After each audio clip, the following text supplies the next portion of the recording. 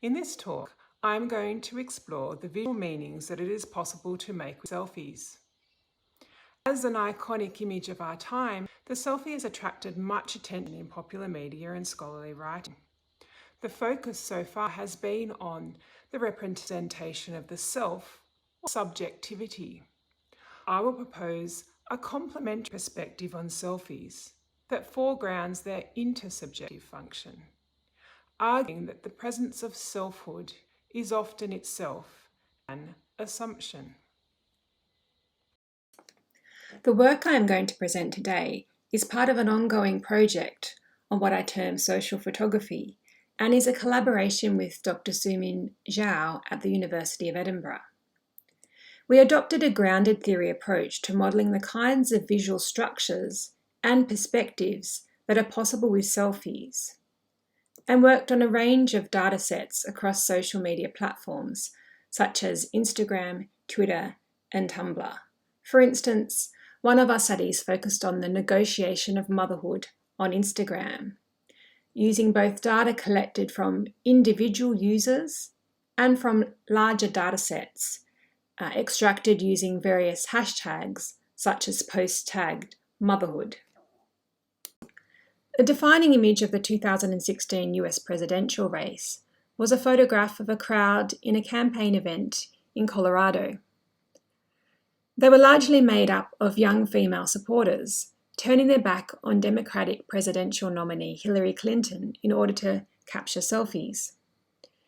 When the photo went viral on social media and hit international news front pages, a wave of online critique ensued, with a dramatic headline from the Telegraph decrying the age of the selfie. Many critics view selfie taking as an inward-looking and self-centered act, and attribute them to so-called millennials who aren't engaging with the broader social political world. This view of selfies as narcissistic has dominated popular debate and public discourse on the issue. However, one of the assumptions at the core of such criticism is a naturalized reading of the selfies as a kind of look-at-me image. In the context of the Colorado campaign event, a young woman's selfie with Clinton could thus be interpreted along the lines of, "Look at me, not Hillary," or "Look, it is me who is with Hillary." It is a proposition difficult to refute. And this is because the self or subjectivity is the primary representational object in selfies as a visual media.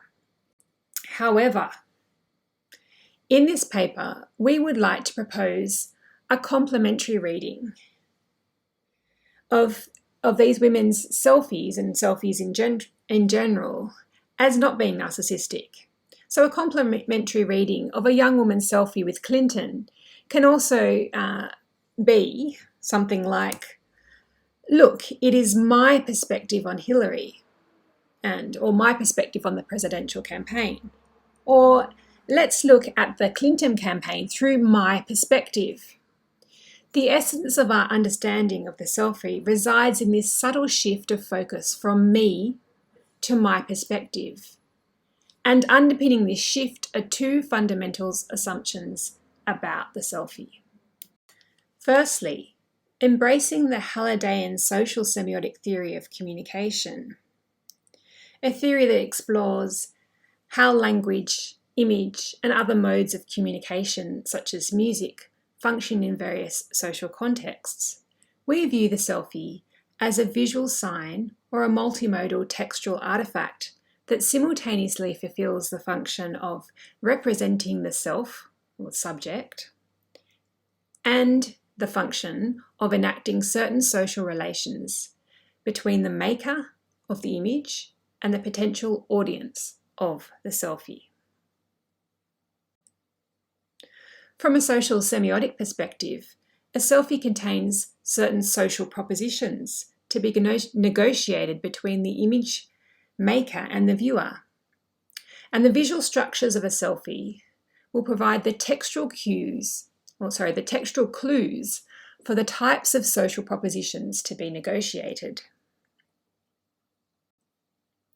So let's now look at some selfies with different kinds of visual structure.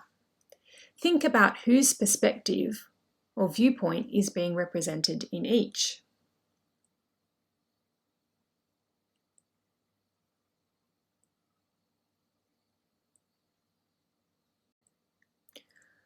What clues are there that can be used to argue that a particular perspective is being represented? What roles do objects play in the construal of this perspective? How much context do we need to understand the perspective being construed in the image? How much information about the mode of communication is required? And here we have some images that have appeared in popular magazines that adopt some of the structures that we see in selfies. And here's some from what might be termed somewhat hipster magazines.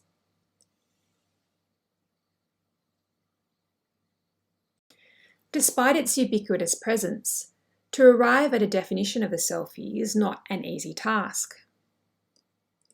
One of the commonly accepted criteria for defining a selfie is the representation of the photographer in the image, via the face or parts of the body, or through traces of the body, such as the shadow or a reflection.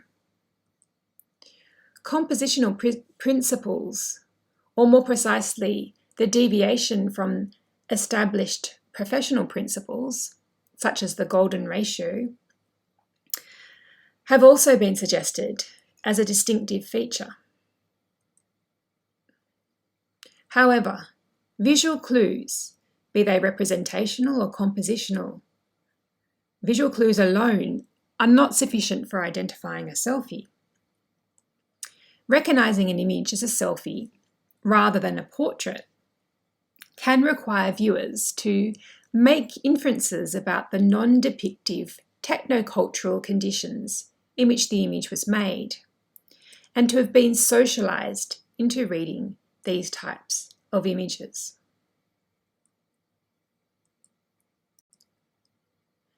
The self-portrait has a history of being in the vanguard of cultural development.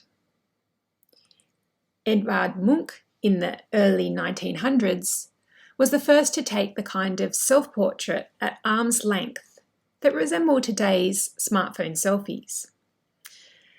But instead he was using a Kodak No. 2 Brownie camera, a somewhat different technology to what we use today. And here's some examples of some of his selfies or self-portraits. And they're really interesting in terms of the extent to that they resemble some of the kinds of images that you might see today on social media platforms.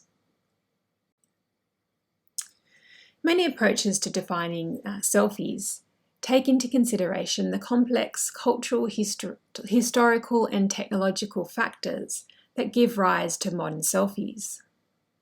Some view the selfie as a recent iteration of historical genres, such as self-portraiture in Western art since the Renaissance, whilst others focus on its contemporariness, referring to it as referring to selfies as platform-specific photographic genres, as a multimodal genre of autobiography or memoir with recognizable aspects through shifting aesthetic parameters of posing and composition, and as a true vernacular genre. For many scholars, however, the selfie is more than a genre or form of photography. Instead, it is manifest as social technical assemblages that involve entanglements of subjectivities. The complex nature of the selfie is perhaps best captured in the description of the selfie as a bouquet of practices that are reunited a posteriori in a cultural construction. In the past few years, this complexity has given rise to multidisciplinary study spanning media studies, photographic theory, psychology, and informatics.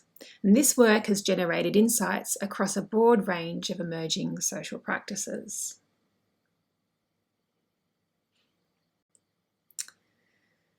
Some scholars have observed, for instance, the role of the selfie in perpetuating consumerism and facilitating the commodification of different aspects of social lives. Others have commented on the way in which the selfie politicizes discourses about how people ought to represent, document, and share their behaviour, and how selfies are involved in the regulation and the forming of gender, race, and sexual identities. While most research into selfies tends to be qualitative, there is also some emerging, more quantitative work attempting to quantify broader patterns of use. So one example is the Selfie City project, which considers both the individual artistic intentions of a singular image and the overall patterns revealed by large amounts of selfies made in a particular geographic location during a single week. From a social semiotic perspective, the selfie, as a visual message, simultaneously construes three kinds or dimensions of meaning: an ideational dimension, through the representation of the self or the subject; an interpersonal dimension, through the enactment of various kinds of social relations; and a textual dimension, whereby the information in the image is organised. And in this talk, we're going to be moving from considering not just subjectivity, but to considering intersubjectivity, that is, relations between perspectives. While the majority of existing selfie literature can be seen as having addressed the ideational or representational aspect of the selfie, our focus in this presentation is on the interpersonal or interactional, and from moving from a focus on subjectivity to intersubjectivity. In their interpretation of the meanings made in images in children's picture books, painter Martin and Unsworth in 2013 made an attempt to expand Crescent van Leeuwen's description to include the notion of perspective, or as they termed it, focalization. That is, through whose eyes we see in a visual image. Interestingly, they drew their inspiration from narratology, specifically the notion of point of view or who sees. Their aim was to explore how picture books help children learn how to read the viewer-image relationship construed in narrative text through visual choices that guide the child into adopting different kinds of viewing personae. Narrative studies of point of view typically distinguish between the voice who tells us the story, and the persona through whose eyes we see the unfolding narrative, a perspective that may shift as the narrative unfolds. In terms of visual images embedded in narrative text, focalization deals with the viewing position that is represented within this unfolding narrative. So are readers, as Martin notes, in eye contact with characters or observing them? And if observing, are they observing directly or vicariously through the eyes of one of the characters, as it were? Focalization has been used to analyse images in various contexts, from children's picture book narratives, comics, to animated movies, and to fictional films.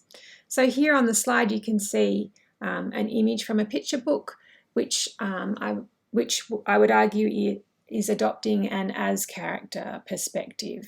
Okay, where through those hands that are shown in the image, we're adopting the perspective of the parent in the story who's giving the ice cream to the children.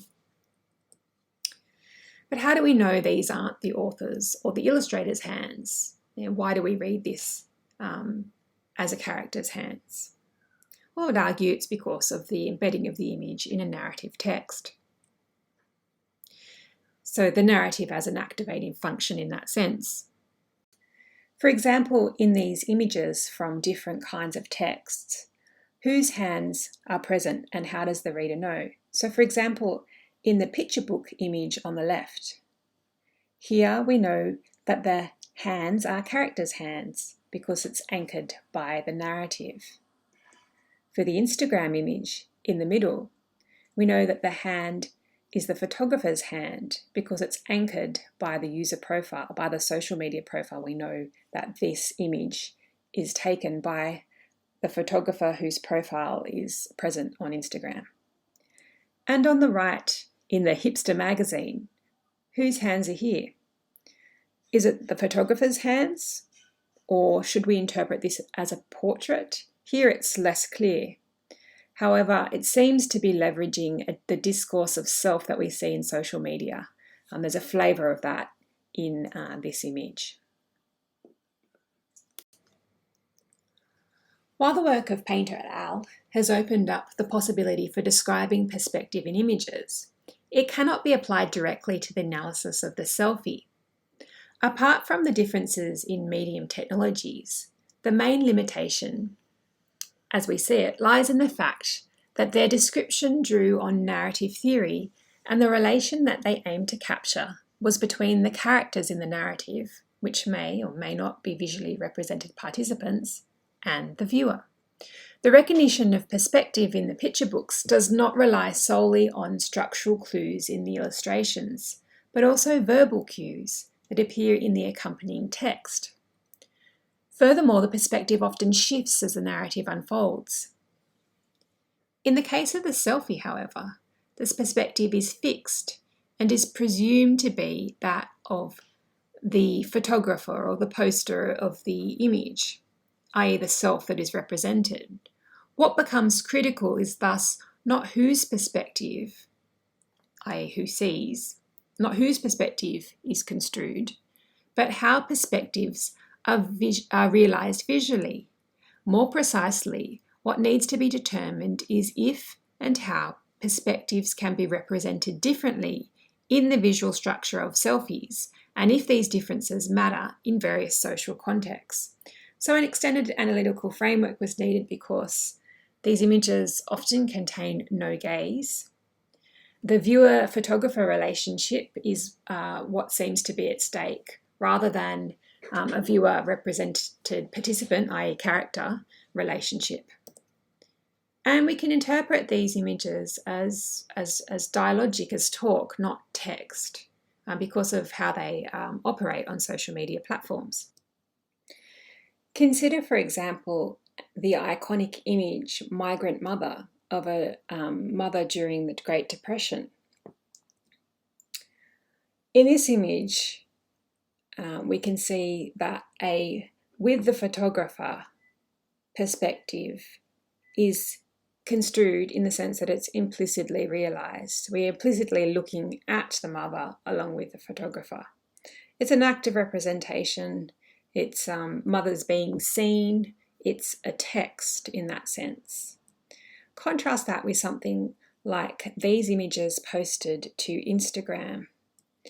Here, where the visual perspective is as the photographer, it's foregrounding the act of seeing. It's mothers seeing themselves or seeing mothers. And in that sense, it's a form of talk. It opens up a dialogue about motherhood on social media. To be able to account for different perspectives that are able to be realised in selfies, we draw on the theory of intersubjectivity developed by British psychologist Gillespie, who conceptualised intersubjectivity as the variety of relations between perspectives. Those perspectives can belong to individuals, groups, or traditions and discourses. So for us, there are two theoretical advantages to Gillespie's inclusive definition of intersubjectivity. First and foremost is his recognition of the social and interactional nature of human signs, which is deeply compatible with the theory of communication proposed by social semiotics. Secondly, his approach can be operationalized at an analytical level. That is, it allows us to map our accounts of visual semiotic structures onto different types of perspective. In his framework for analysing intersubjectivity, Gillespie builds on the work of Stryker, 1956, and identifies three levels of intersubjectivity between the self, S, and the other, O, in relation to a phenomenon, X. That is, a direct perspective, a meta-perspective, and a meta-perspective. These forms of intersubjectivity can find their expressions in everyday language, explicitly or implicitly. When a person makes a statement such as, "I love my books," they communicate explicitly a direct perspective, a self, that's I, perspective on a phenomenon, books. Similarly, when a statement such as, "He said, I love my books," is uttered, a meta-perspective is being communicated. Another perspective, his, on a self's perspective on books. Projection, i.e. quoting, here can be seen as a linguistic means for realising meta-perspective. Okay, so we've got some examples there. He keeps telling people that I said I love my books, for instance. Drawing on Gillespie's approach, we see images as being able to communicate perspectives in a similar way to the ways in which language can perform this function, although in images it's happening through visual structural elements. A traditional photograph, such as Migrant Mother that we looked at earlier, can be seen as communicating a direct perspective, that is, the photographer's perspective on the visually represented participant, in this case, the mother. The photographer, the subject who is seeing, is, however, not present in the image, unlike in the English language where the first person pronoun has to be used, for example, in a sentence like, "I love my work." Since the subject who is seeing is not explicitly represented, this kind of direct perspective in an image is always, and in a photograph like this, is always implicit, which allows the foregrounding of the imagined relation between the viewer and the represented participant to be achieved. Simply put, the social relation being negotiated is the relationship construed between the viewer and the object of seeing. What distinguishes the selfie from traditional forms of photography is its foregrounding of the photographer's perspective. And each different type of selfie realises a different intersubjective relation in which the photographer's perspective is open for negotiation. We have identified 5 subtypes of intersubjective relations in the selfie, and have mapped these onto 5 selfie genres: a presented selfie, mirrored selfies, inferred selfies, implied selfies, and still life selfies, and we'll go through each of these now. So a meta-perspective is the first type of intersubjectivity that can be realised in the selfie, specifically in a type of selfie which we term presented. A presented selfie is one in which the image of the photographer, usually the face and the upper body, is visually presented. There could be other visual representational elements in the image, including other participants, as is the case in group selfies. There can be objects and other background elements. In terms of composition, the image of the photographer is typically placed at the centre of the frame and is foregrounded. The presented selfie is the photographer's perspective on a phenomenon, i.e. the self. However, we do not consider this a direct perspective, but rather a perspective mediated by technology, in this case the camera phone, and hence a type of meta-perspective. Of course, in a traditional photo, we see a phenomenon through the lens of a camera. Yet the presence of the camera, like the photographer's perspective, is implicit. In a presented selfie, in contrast, visual cues such as the distortion and the reverse to mirror view make explicit the technological mediation. In this way, the perspective of the technology user and the perspective of the technology co-evolve in the selfie. So we express this, as you can see on the right, this kind of meta perspective as that the STS relation that you see on the right of the hand side of the slide, with S standing for the self, T for technology. A presented selfie thus communicates the self's perspective on technologically mediated representation of the self or of a group. So some examples.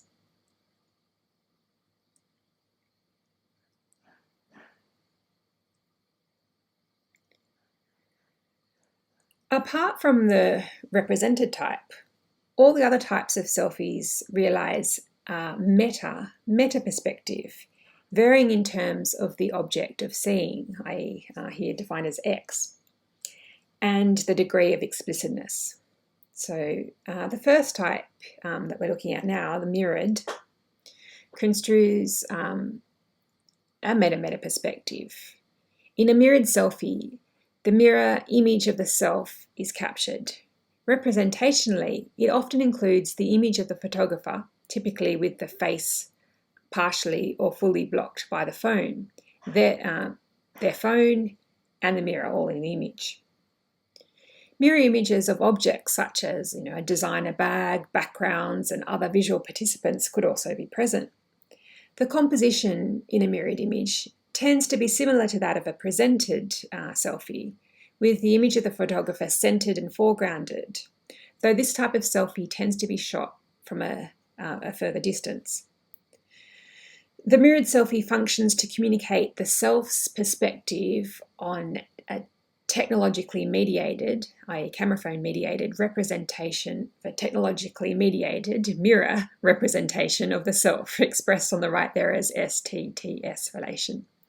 Simply put, a mirrored selfie construes a photographer's perspective on the self mediated by two layers of technologies. So unlike the presented selfie, the technological mediation is explicitly present as both the camera phone and the mirror are represented in the photo itself. So some examples.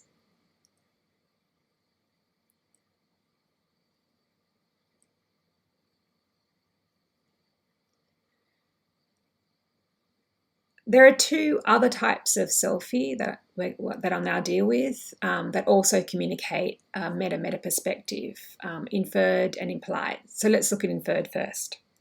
An inferred selfie is one in which body parts such as hands or legs infer the presence of the photographer, while an implied selfie is one, and we'll look at this in a second, where objects, for example, a cup of coffee or a bottle of water, imply the presence of the photographer. In these two types of selfies, objects, other visual participants, or scenery are always present in the frame, and the compositional structures are more varied. What is being communicated in these types of selfies is the self's perspective on a technologically mediated representation of a self's perspective on a certain phenomenon. So we show this in the SPT-SPX relation on the right. These types of selfies are deeply distinctive. We can distinguish them from presented and mirrored selfies, as the focus of observation here is not the body parts of the photographer or the objects used to imply them, but the other objects, participants, and background scenery included in the photo.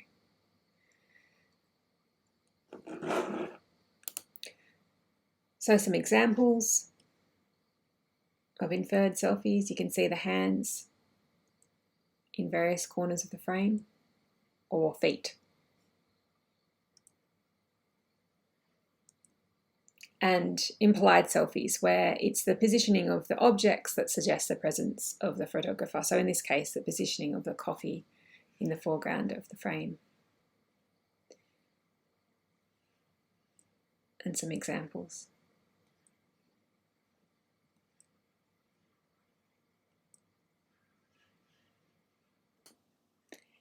These kinds of inferred selfies are my favourite kind, particularly ones where people are holding cups of coffee. And I've done some research on how people bond around discourse and images of coffee online. I think that's why I probably like these so much. Another interesting kind of selfie is the still life selfie, where the self is represented through objects. So these often, you might be familiar with these if you've ever followed any of What's in My Bag images, often shot from as flat lay compositions, carefully arranged composition where the photographer arranges items and takes the image from an aerial angle. And here, these images are, again, construing a meta-meta perspective. Some examples.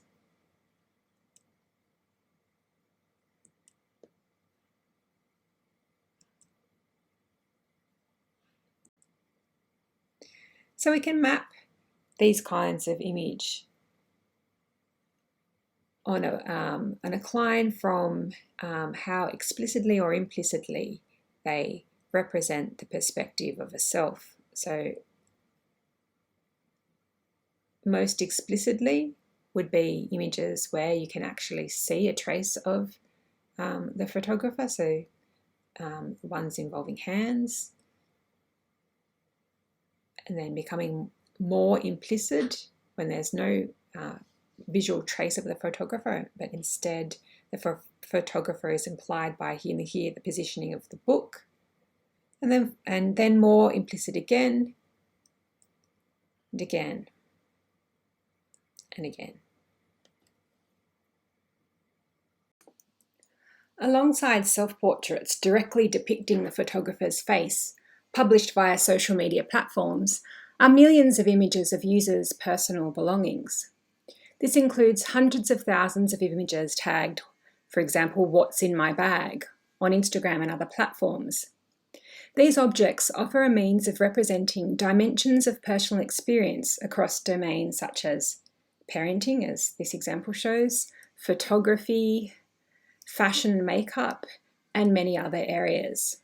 The prevalence of social media users photographing personal objects as an expression of identity brings the importance of understanding the context of an image into sharp relief. Still life images have traditionally been ascribed predominantly an ideational function of documenting objects. For example, we could interpret the images I just showed you as documenting the contents of a social media user's bag. However, if we factor in intersubjectivity, we can see how these images construe the perspective of a curator who has carefully laid out these images for view. And factoring this in allows us to see the kind of status promoting function that these images can have, that are reminiscent of earlier still life compositions, such as deceive the eye compositions, where objects are painted to look extremely realistic across the 17th, 18th and 19th century. So, for example, images like these. What is particularly fascinating is how similar structures are also prevalent in curated blogs, for example on Tumblr or Pinterest, where they are reblogged or repinned by multiple users. They extend beyond a singular self. These selfie-like images entice us as the viewing public to discover aesthetic value in mundane, everyday objects. In this way, selfies are not just a set of visual structures, but a recontextualizing discourse which we might refer to as selfification. Some of the patterns we have noticed in selfification include aesthetic choices made by the curatorial self, such as, for instance, the imagined subject realized as inferred selfies, the intimate object realized through aerial angles, for instance, flat lay images, the poignant presence, where mundane daily life is made more poignant, for example, through the application of retro filters that make the moment seem more special, more valuable. So some examples here. Selfification opens up the possibilities for differences in perspectives to be created, and this difference to be shared between the image creator and the viewer. This opens up space to relate to, but not necessarily identify with, the subject, which may be the central tendency of semiotic capitalism. So we end up with images such as the one on the right, which invoke the meanings possible in selfies, but which in fact is not a selfie. And it's the kind of image you often see in magazines, particularly in advertising where they're trying to sell you something. So for example, in this example, you could imagine that being a coffee ad. So this image is not in fact a selfie unless it was taken with some kind of external triggered device worn on the head of the person in that image. But it's invoking this discourse of self that is so powerful on social media. So experience can be filtered through a discourse of self, through selfification, across platforms, for example, politics, advertising, teaching, etc., and across platforms and media, so social media, print media, etc. So, for example, consider selfification in politics, using Brexit as an example. We see images like this, represented selfie, an inferred selfie, and the implied selfie. Taking another example from Australia, the Oz or Australia Votes hashtag, and democracy sausage, which references the practice in Australia where when you go to vote, you often go and vote at a public school and they'll have a sausage sizzle, which is a barbecue, and you will get one of these, a sausage sandwich, and hence the hashtag democracy sausage.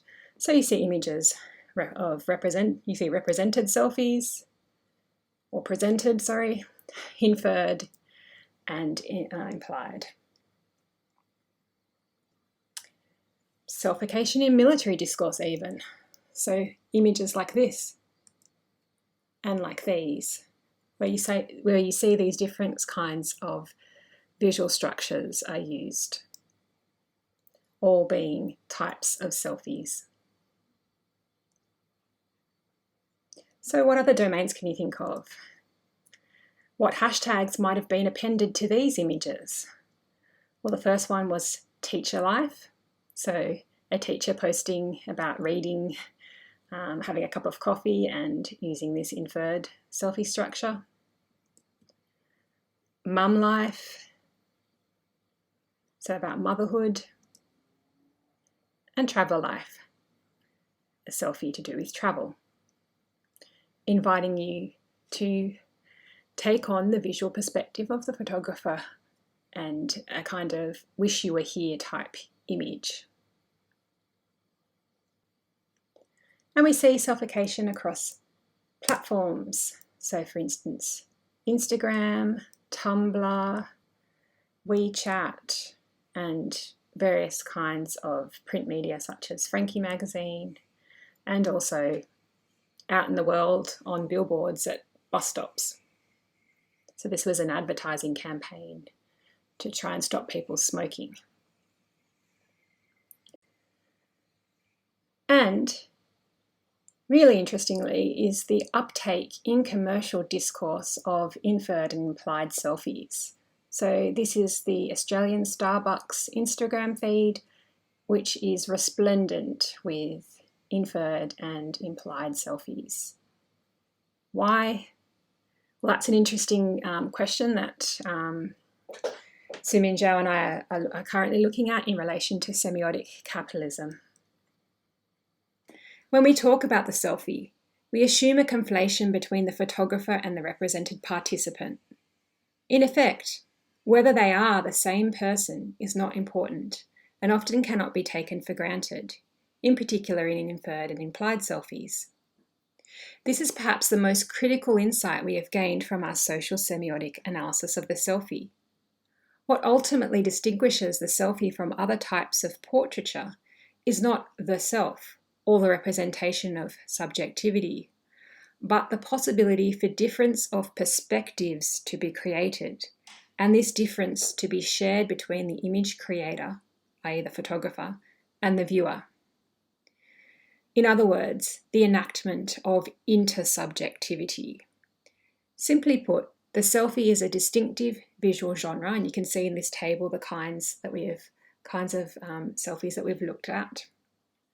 It's a distinctive visual genre as it can articulate and generate perspectives in different ways. Our analysis of intersubjectivity also highlights the importance of distinguishing subtypes of selfie and their distinctive discursive functions in the, to use Wesch's term, context collapse social media environment in which they're made. While all genres of selfie concern the representation of the subject, they differ greatly in terms of intersubjectivity. Each subtype of selfie realizes a different type of intersubjective relation, including the relation between various perspectives and the phenomenon receiving attention. For instance, a presented selfie, as you can see at the top, concerns the self's perspective on a technologically mediated representation of the self, whilst an inferred selfie realizes the self's perspective on a technologically mediated representation of a self's perspective on a certain phenomenon, for instance. For us, the inferred and implied selfies, the two types of selfie that convey meta perspective, are particularly fascinating. In both types, the presence of the subject is most elusive, yet the presence of perspective is unambiguous. On the one hand, the conflation of the photographer and the represented visual participant cannot be taken for granted. That is, we cannot be certain that the hands, feet, or ice cream cones belong to the photographer, and our assumption that the image is a selfie is based on the anchoring elements present in the social media environment, such as the existence of the personal profile in a social media platform or accompanying posts and captions. On the other hand, the perspective of the other is clear, as we do not simply see a Ferris wheel, as I'm talking about the image on the slide here, as in the case of traditional photography. Instead, we see the wheel through the photographer's perspective, the photographer who stands in front of the Ferris wheel holding an ice cream cone, though we do not see the actual person. This intersubjective functionality is essential as it allows an image to be transformed from one context to another context, even when the idea of a specific self is no longer important. So even when this specific self is no longer important, the relation between perspectives remain. Interestingly, in the process of collecting and analysing selfies, we started to observe the spread of selfie-like structures or quasi-selfies in media environments that are not traditionally associated with the selfie, such as women's magazines and billboards. And this seems to be evidence for this process of selfification that we have noted.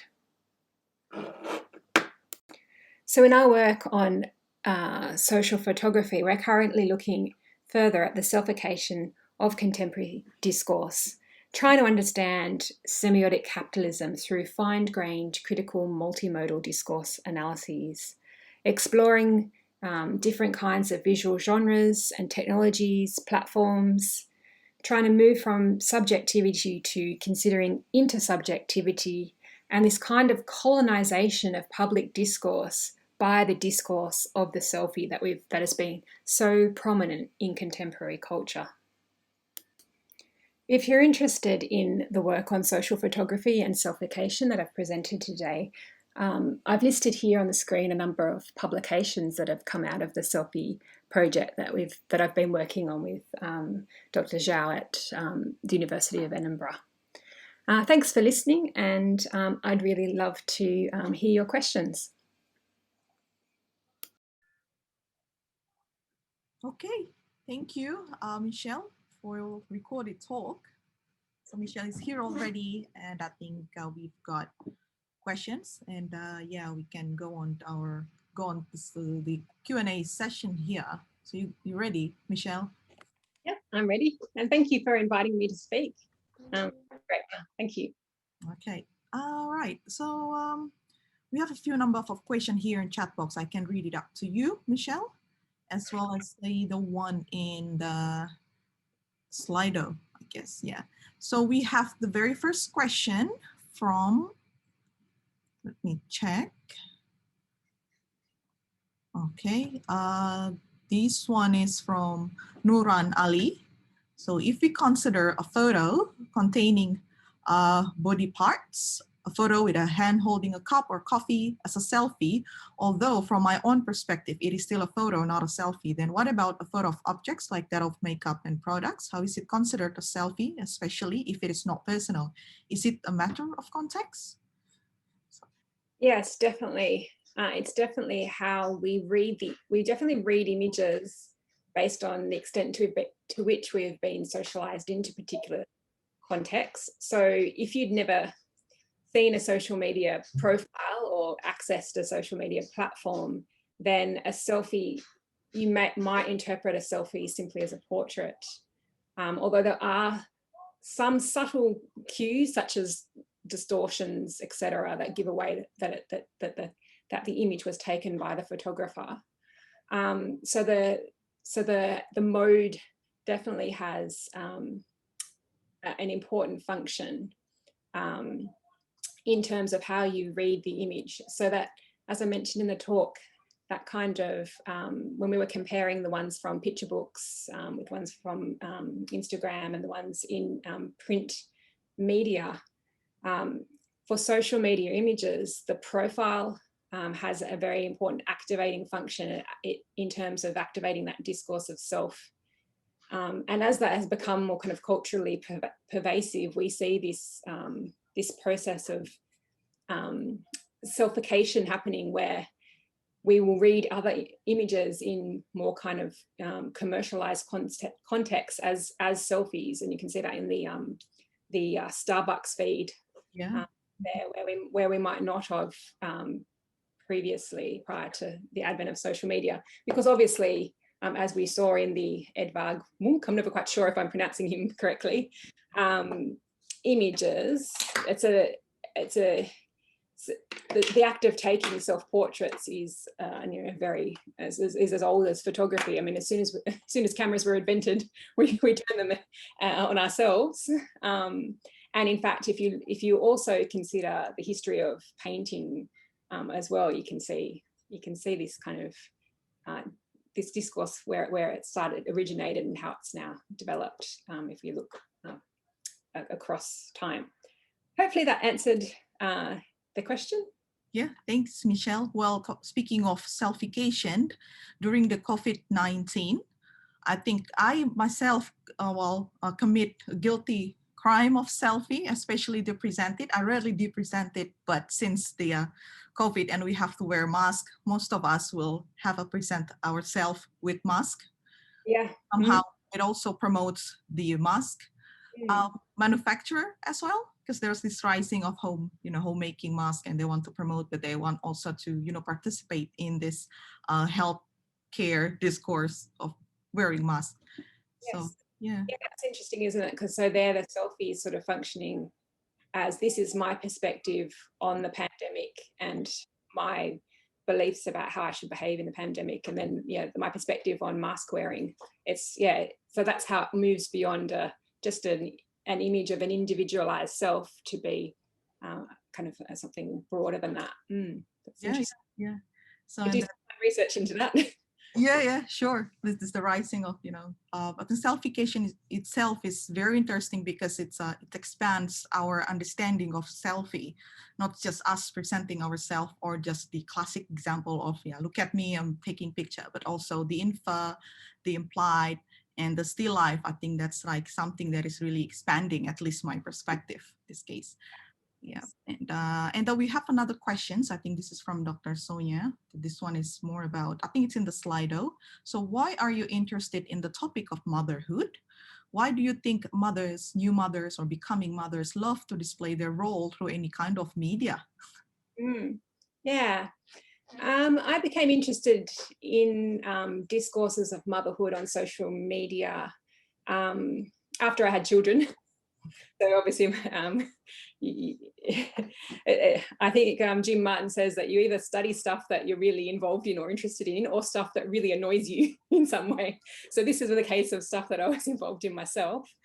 I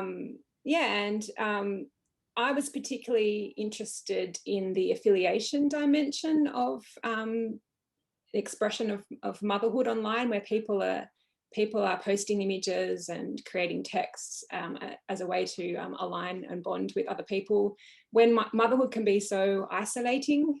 So, depending on the cultural context, but at least in Australia, mothers are at home with their children, and there's less of that kind of community of people, extended family.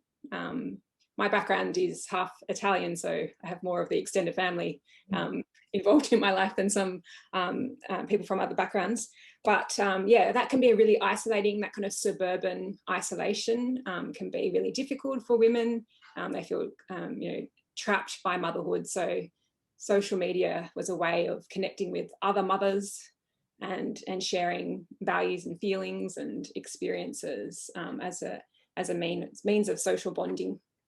Yeah, and I'm really interested in how that may have been affected by the pandemic, because there's a bit, one important thing that mothers like to do is go to playgrounds and see other mothers with children, and I'm wondering how that translates onto the digital world. If people were doing digital play dates, or with, I guess people were getting their kids to come on Zoom and interact with other children. I'd love to do research onto that, but it's quite hard getting that through ethics. Oh, yeah. About it, yeah. Hard. All right. So we'll have another question from Juliana Kurniawati. Oh, it keeps moving. So we can observe that there are several photo compilation accounts that promote selfies on Instagram, which are operated by the admin. Admin acts as a mediator and has the power to regulate the subject. Photo owners can send selfies via DM. So what do you think about selfie practice like this, where the subject representation has been represented by the admin? Yeah, that's interesting, isn't it? That's kind of an additional layer of mediation. Although I guess to a certain extent, we are social media platforms by their very nature, as like Theo van Leeuwen has noted in his work on new writing. What you can do on a social media, what you can do on a social media platform is controlled in subtle ways that you might not necessarily notice. Like, the most obvious things are how much text you can put next to say an Instagram image, how many hashtags, how you can speak is always mediated, isn't it? And so, there is definitely a whole heap of power dimensions and legitimation questions to consider, and that's a kind of an additional layer is of mediation that would be really interesting to look at. Yeah. Okay. Great. We have more questions actually, so just keep moving. This one is from Nia Kurnia Sofia. It's truly an inspiring presentation. My question is, who will give the explanation or narration? Is it the photographers or the subjects of the photograph, or we let the viewers have their own perspectives?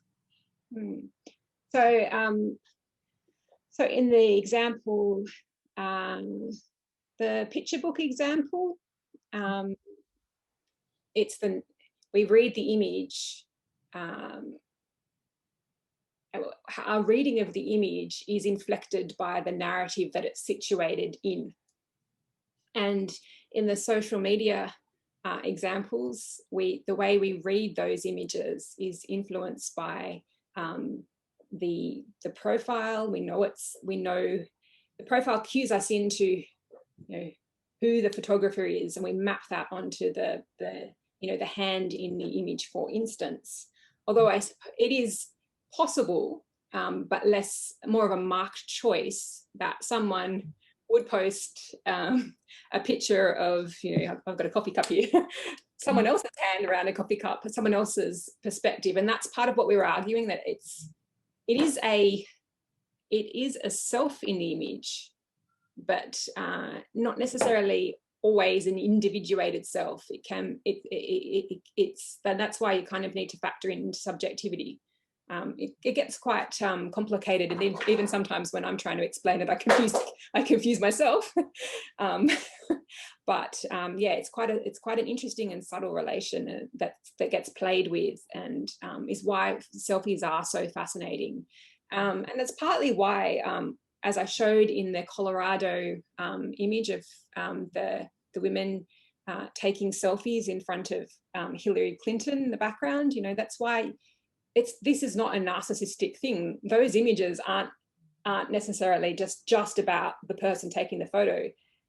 It's about their relation with Clinton, their political views. It's their way of entering the political discourse, yeah. So yeah, a whole heap of interesting and complicated things going on. But yeah, we always need to think about, why do we read certain visual structures in certain ways, and what's the role of the context, what's the role of the mode or the medium, etc. Yeah. Okay, sure. Yeah, I think that answers. The next question from Perdana Abirama. Thank you for your inspiring presentation. I am considering on exploring issues on selfification of government official, or selfification of governance, and how it is related to personal or political branding in Indonesia. Okay, would be great to tap more into your study. So it's more like comment. So yeah, thank you. Yeah, it would be fascinating to look at how that plays out in a political in this political domain, looking at how government officials and politicians represent themselves, and why do they make certain choices, and what is the rhetorical impact of those choices. Yeah, I'd love to see what you do. Yeah, well, it's a cool one. Now it's from Habiba. I think she studied with Monica Bednarek my year, and I think we attended your talk about selfie in 2015 or 16 in a Friday seminar, 14, not remember, yeah. Fantastic presentation. Thank you, Michele. I wish to read more about the intersubjectivity framework and the selfie genres: presented, mirrored, inferred, implied, and still life. I saw the list of publications, but can you please suggest one or two of your publications which specifically discuss the framework? Yeah, the paper that's in New Media in Society is the one that probably deals most explicitly with the framework. Yeah. And it would also be worth going and reading Gillespie's work in more detail as well. We found it, we were looking around for different ways of interpreting the kinds of relations between perspectives that we saw in the data. And that was the one that seemed most friendly to a linguistic multimodal perspective. They could fit together, even though it's from a very different field, and psychology psychologists tend to have a slightly different conception of meaning making than we do as linguists and multimodalists, but still useful and fruitful conversations are possible. Yeah, if anyone wants copies of any of these articles, they're on my website, but also you can email me, I'll send them to you. Yeah. By the way, if you fill out the attendance list, we'll give you one of Michele's paper, the social media photography from 2018. So fill out the attendance list and you can get one of the paper. All right. So we'll have more questions from Slido. So this one is from Vilia. This discussion is interesting. Where can I get hashtags for the topic in my mind? Because there are so many possibilities of hashtags.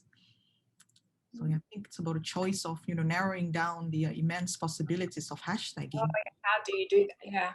Yeah, I guess it depends on your research question. You kind of have to immerse yourself in the data in that kind of grounded theory way. That's the process that I usually use. So, I'll have a domain that I'm interested in, so say motherhood, and I'll go in and I guess consume a lot of social media discourse about motherhood, and I'll look and see what are the kinds of hashtags that appear, how are they used, which are the ones that are more prevalent.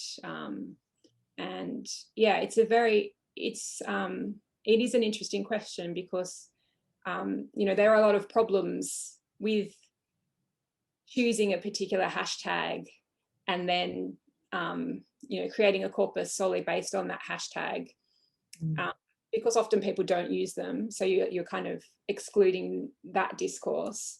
So yeah, whatever choice you make with the hashtag, you have to justify it in terms of the discourse itself and what is key and what is significant and what isn't. And it also depends if you're doing a more qualitative or a more quantitative study. But yeah, all these choices have downstream impact on the validity and reliability of your work. Sure. Yeah. Okay. Well, Dr. Sonia has a follow-up question, so it's more a comment, I think. Thank you for your answer on motherhood. Now it got me thinking about fatherhood. How would they represent themselves as fathers in social media? Will they use hashtag or not? I don't know. The father. Yeah, I know that there are a fair few, I guess, fatherhood bloggers that are quite popular. Yeah. And it would be interesting to look at issues to do with gender and representation of gendered perspectives on parenting and things. Yeah, I guess the more general hashtag would be parenthood. Yeah, there's a lot of really interesting work. I think Sumin Zhao and I'm forgetting her last name. Her first name is Jai McKenzie, I think. Have a special issue on motherhood and in, where is it? I've forgotten, but I'll send that to you when I remember exactly where it is. Recently published with a compilation of people working on motherhood in relation to social media. So interesting area of research. Complements the work that we've seen on literacy and childhood studies, early childhood studies as well, in an interesting way. Yeah. Okay. There's another question, anonymous in Slido. So with the pandemic around the globe, do you think that selfie pictures with people wearing masks still be categorized into representative, implied, etc.? I think that was related to what I commented in the earlier. Yeah, I think that's, and it would be interesting to look at, I guess, what Louise Ravelli published on a website called Panmemic, which is a collective of people working on multimodality in relation to the pandemic. I can post the link. She recently wrote a really fascinating piece on what does mask mean. So all the kinds of taking a social semiotic perspective on mask wearing and a historical perspective, looking at what does a mask mean. And so you can see all the different kinds of designs, and you can do so many things with masks. My husband came home with a really obnoxious mask that he got at a work Christmas party, which was a face, but like with a big moustache and like buck teeth that you put over your own. I was like, I can't look at him with it on. So there's joke ones like that. What does that mean? The humorous play with masks, even though the pandemic is itself such a terrible thing, yet we're still doing this kind of black humor with masks. Yeah. Or you see the political masks with like political slogans. Yeah. All kinds of choices that you can make that have meaning in particular contexts with masks, and then looking at that dimension, and also then perhaps using some of the tools I've suggested for looking at selfies might be quite interesting. Yeah, okay. All right, so I would like to invite our audience to ask directly. So maybe with the help of audio, we would be more freely to talk to Michele directly. Is there anyone in the audience who would like to ask questions? Please feel free. Hello, Harni and Michele. Can I start Yeah, asking the first question? you, Habiba. It's really nice to see you again. Yes, as Harni told you earlier, we attended your seminar at UTS, I guess, right, Harni? No, I think it's Sydney Uni. In uni, Yeah, Sydney Uni. probably, Yeah. maybe a couple of times already. Okay, so yeah, it's really nice to see you again. So this is just something that I maybe like a comment and something that I would like to know in terms of progress of your research. First, I'll definitely download your article in Media and Society. Looking forward to read it. And I heard that you are currently will be doing research with Zhao on discourse of commercialization. Now, my students, they are taking English and Commerce degree, and they will be taking my course on discourse analysis. So if that research on discourse of commercialization is published, I really want them to read your paper.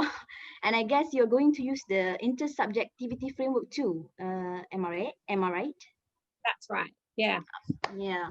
So it's definitely something I look forward to read, and if possible, to ask my student to try out your framework and get them to use the framework on Malaysian discourse, well, Instagram and corpus related to discourse on commercialization, definitely. Oh, excellent. Yeah, I'd really be interested to hear the results of that, what pans out in different cultural contexts. Are the other structures different? Are they similar?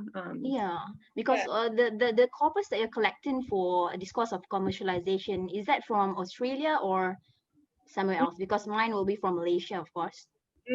Yeah, we're still figuring that out. We haven't entirely worked that out. It's a paper we really want to write. We're just trying to get the time to do. When it's out, do let us know, because definitely gonna download that and let my student read them. Thank you. Thank you. That's it. I guess Harni is more like a comment and want to know the progress of research rather than a question. All right, thanks, Habiba. It's a little bit reunion here, I think. Yeah. All right, is there anyone else in the audience who wants to ask Michele directly? Okay. Can I ask something, Harni? Yes, sure. Hi, Michele. I hope you're not bored with me. I still have one question considering, now it's still regarding the motherhood, the hashtag motherhood. From my observation, when it comes to motherhood, the photos that we see in the social media, most likely, or they involve pictures with babies or infant. Yeah. But not never, but rarely with children who are above their infant years. Do you see that also, or is it just my? That's what I observe. It's mostly their babies, their newborn babies and infants up until certain age. But then after that, maybe the mothers are already fed up, or get annoyed. Get annoyed. To the. So that's my observation. Do you think that also? I wonder also, I know there's people in media studies that do research into how parents represent themselves on social media, and I believe they've kind of, I think there's some work on like at a certain age, it's probably embarrassing for your child if you're posting about them. I know my children are 10 years old and 15 years old, so they're kind of at that age where I have to ask them, is it okay if I put this on Facebook? Is this going to be really embarrassing for you? So there's a shift there, isn't it? So in those earlier years, it's the images, I think, are more about the activity of motherhood even though children are represented, it's the mother's perspective on what's happening in these critical early years, rather than, or perhaps in addition to just, you know, snapshots of the children. But there's something really important in the ways that mothers are inserting themselves into the images. And in fact, I mean, I don't know if there's been studies on this, but I know that mothers can also often be not in the frame because they're the person taking the photo. So I think probably prior to social media, but when we went back in the days when we printed out photos and took it to, you know, we took the film to Photoshop, I think that, you know, there would have been a lot of photos of husbands and children, and where's the mother? Well, she was behind the lens. So that's an interesting shift and an interesting kind of, one of the ways in which selfies can be seen as, rather than narcissistic, quite empowering. You know, they give women the ability to show aspects of their life that might have before in previous times been not represented, not seen as significant. Yeah, it's interesting, and it's also interesting when we look at the photos of the celebrities, you know, where they still want to put their children on display, but they put on some kind of censorship on the pictures of the children for their safety and all. Yeah, I had a distant acquaintance who I'd known as an undergraduate in uni many years ago, who'd moved to France, and I never noticed that that person had children. But then when I went back and looked at their Instagram feed, there were subtle hints. It's quite interesting because they were very much concerned with issues of privacy, and so they wanted to still post about things that probably involved their child, but you didn't necessarily know that the child had their back turned or head cut off, and I never actually realized that they'd had children, so that was quite funny. But if you're in particular interested in things to do with motherhood, Professor Jim Martin, Dr. Yagan Duran and I are writing a book at the moment on trying to sum up the stuff that we've been doing on affiliation, so on social bonding, on tenor. And we're writing a book at the moment that uses motherhood texts as the example throughout. So hopefully that will be out sometime next year if you're interested. Yeah, definitely look forward to it. Thank you. Great. So yeah, it's all about the selfification, and then I think your framework will be very useful to be applied in, you know, across this course. Even students, especially PhD students, they would have specific way of doing selfification. We do what we think as selfie or thesis selfie. So when you submit your thesis back then, before it's digital, we would take pictures with our face with our thesis to be submitted. We call it selfie, which is, you know, thesis selfie. It's to be fun. Yeah, we have one question from Widi in the chat box. Hi, Michele. Do you think that the cultural background or educational background influence how selfie is made, regardless of where the person lives? Or is it a matter of composure of a person get from social media, as internet connection now make people more connected? For example, they get to look at other selfies easily. Thank you. Yeah, I haven't done a kind of cross-cultural study looking at selfies from sampling across cultures, so I'm not sure. I'm really interested if anyone does that to see what are the differences. Are certain types of structures or compositional or representational choices more prominent in some cultures and other cultures? Are certain things taboo or not? You know, what happens when selfies cross cultures and someone's doing something that's considered inappropriate in another culture? And it's quite interesting. I know there was a lot of shaming of young women and the ways in which they represent themselves in some or I have heard it personally in some context. But those kinds of perspectives on those kinds of viewpoints towards selfies are not necessarily reading them in terms of the kind of complex artifacts that they in fact are. They're kind of a naive reading of the selfie.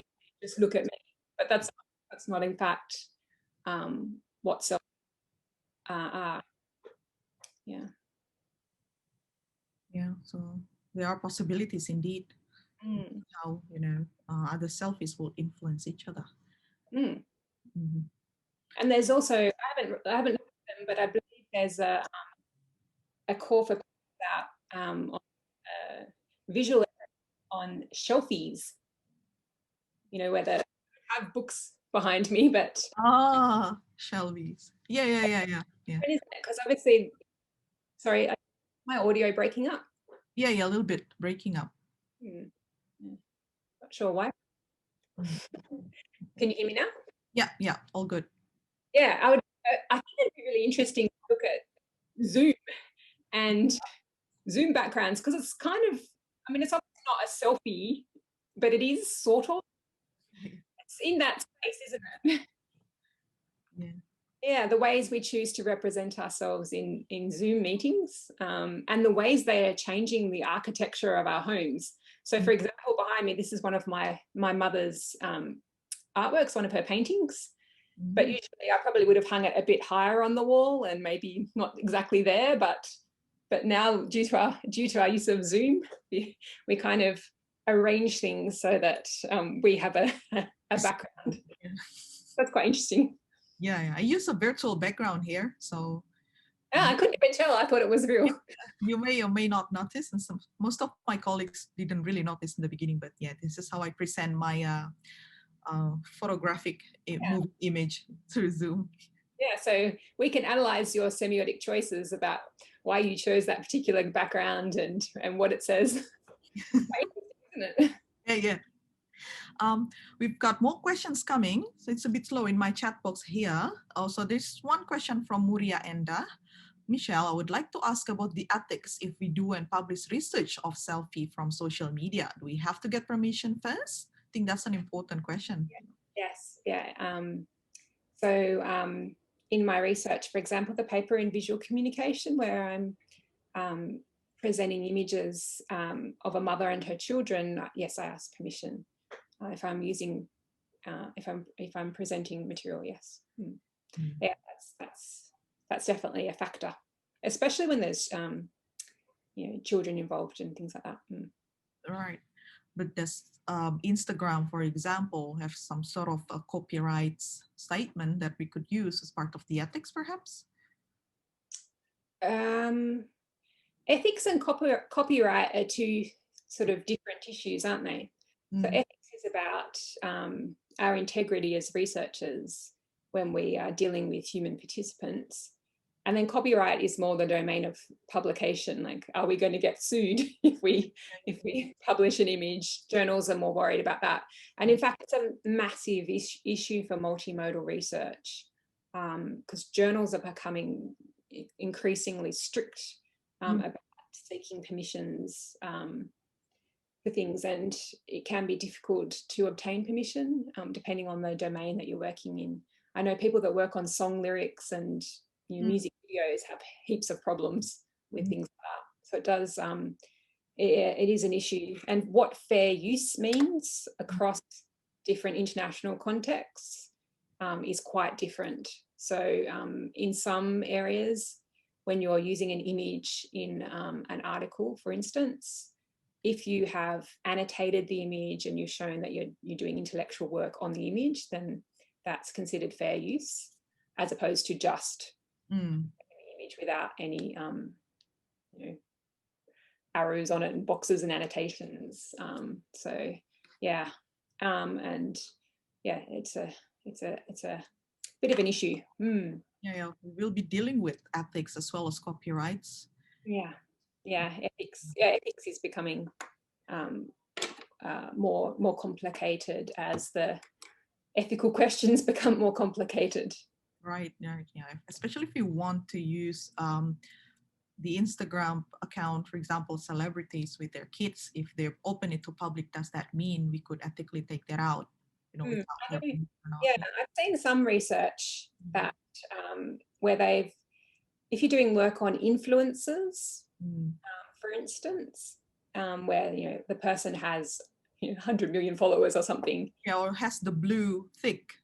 then it's public discourse, and you feel more comfortable analyzing that stuff and using images if copyright's been obtained somehow or is considered, if it's considered to be fair use, then so like taking an image from an account where the person has, where the social function of the account is promotion. So influencers are promoting themselves and products. And you can say, okay, that person is expecting people to come along and use their material in different ways. Whereas an obscure person on social media who has 3 followers taking and doing things to it and presenting it in a journal article is a little different in terms of ethical consideration. There are a lot of things to consider nowadays with the social media, I think. Then there's another question from Ayu Ida Savitri. Very interesting study related to the nowadays phenomenon. I was wondering how selfie can be a medium of covering someone's identity that is possible to be revealed through semiotics, just like what we did previously with photo. Yeah, that's really interesting. I kind of touched on it a little bit when I was showing you the 3 images of selfies. The one where the person has 2 hands in the image, so they can't have taken the photo unless they had something on their head or some remote release. So with those images, the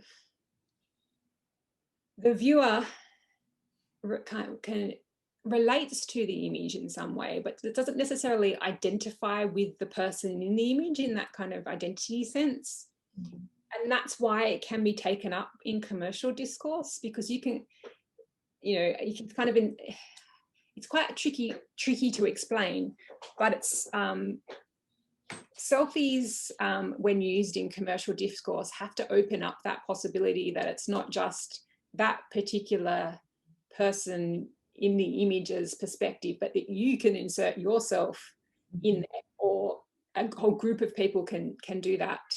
And I think that's what's going on in the Starbucks feed with all those hands around the coffee cup.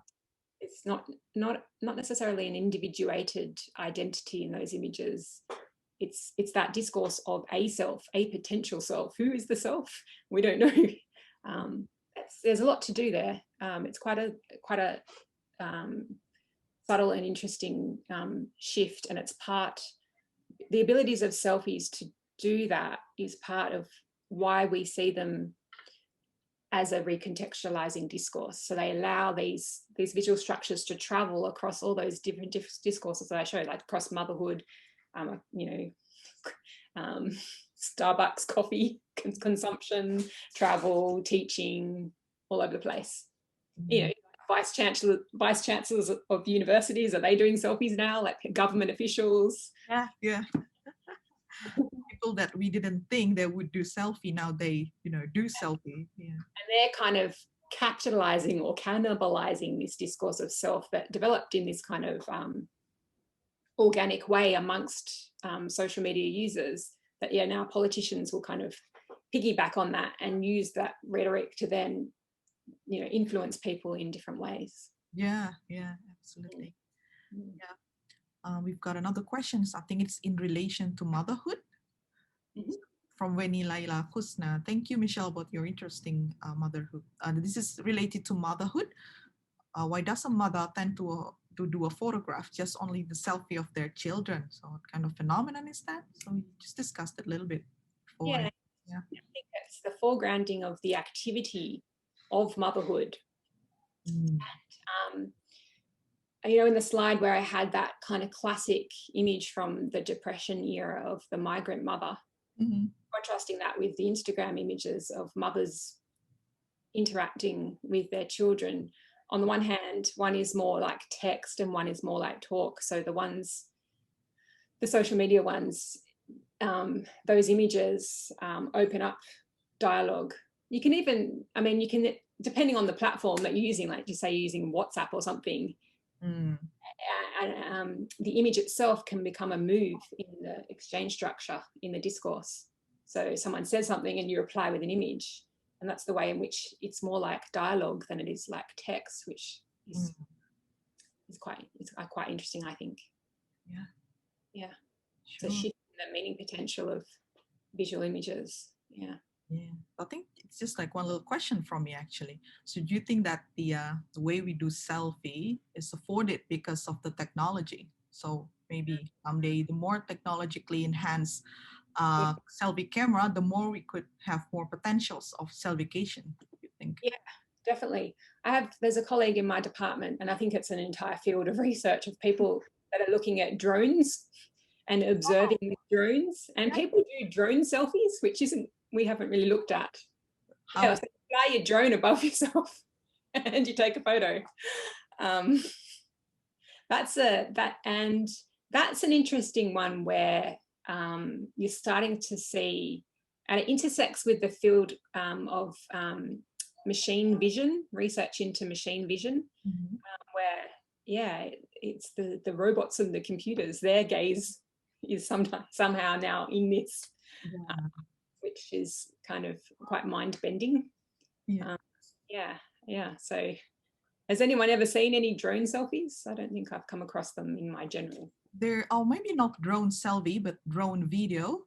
So a week ago, we celebrate the anniversary of our faculty, and one of the video from the Faculty of Engineering, the Dean of the Faculty of Engineering did drone video.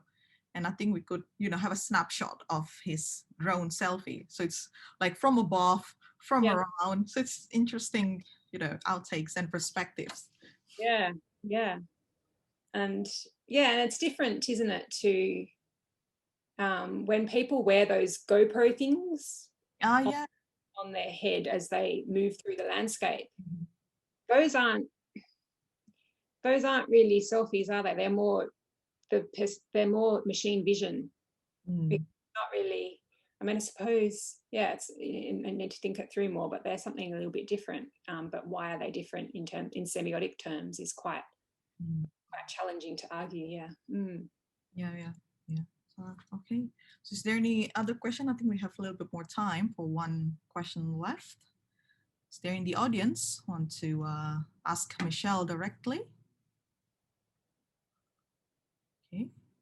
So it's getting noon. I think we can summarize, or we can close this session now. So once again, thank you very much, Michele, for coming and giving us your insightful and really deep topic about selfie. And I think you could read in the comments on the chat box. There are a lot of people who are really give you positive and high comments on your talk. I would really hope that this would open up research, especially on social media in Indonesian context in particular. And I think, thank you very much for today's session.